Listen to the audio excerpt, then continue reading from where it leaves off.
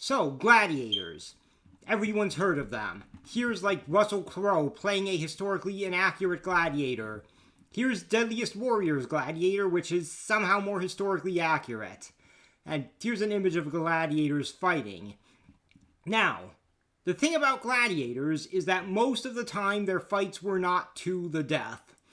Like, gladiators are really expensive slaves. You have to train them, feed them, make sure they don't die of their wounds if they survive a match.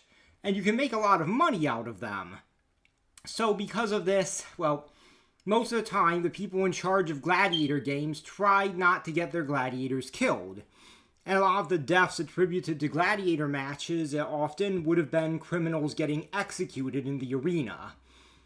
However, some gladiator matches were explicitly advertised as to the death.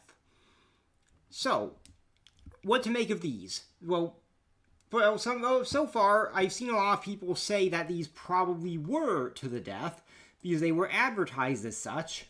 And we do know that some gladiator matches definitely ended in death, though I suspect a lot of those deaths were accidental because they're people fighting with sharp weapons. Even if they're as careful as possible, most of the time... Oh, wow, those are some pretty accurate gladiators. But anyway, even if they're as careful as possible, accidents are going to happen sooner or later, especially over the course of centuries of fighting with sharp weapons. So even if they aren't trying to kill each other, that'll happen sooner or later. But anyway, my theory, and this is just a theory, keep in mind, it isn't necessarily confirmed, but my theory is that the gladiator matches that were advertised as to the death often were not to the death.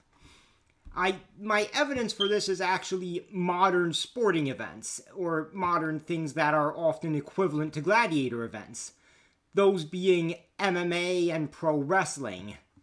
Now, in professional wrestling, you have things called death matches, but no one actually dies in them. They basically just take a normal wrestling match, make it a bit more hardcore, put in some barbed wire and fire, and they call it a death match even though no one's gonna die. And in MMA, you have MMA fighters in the pre-battle talks say, oh, I'm gonna kill him, and stuff like that, and then they don't actually kill their opponent. So, basically, I think a lot of the gladiator matches that were advertised as to the death were like that, because the literal definition of a death match is a fight to the death. So, that's my theory, that the gladiator death matches were often, not always, but often not really to the death. They were just advertised as such to get more people to see the games. So, what do you think?